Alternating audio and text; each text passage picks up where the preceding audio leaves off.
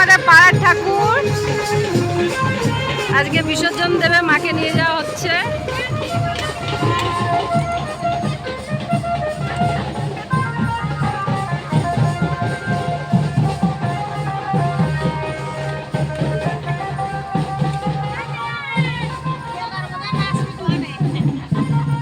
এবার কি একবারে তোমার সোজা যাবে না রাস্তায়, আগে ঘুরাবে না?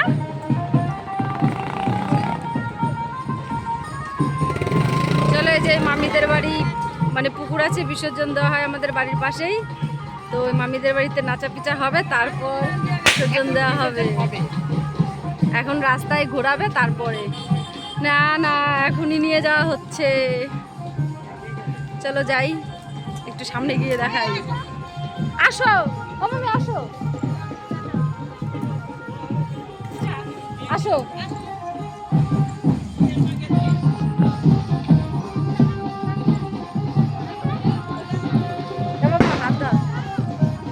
একটু পরে, আগে রাস্তার ওইদিকে যাচ্ছে, তারপর এদিকে আসবে।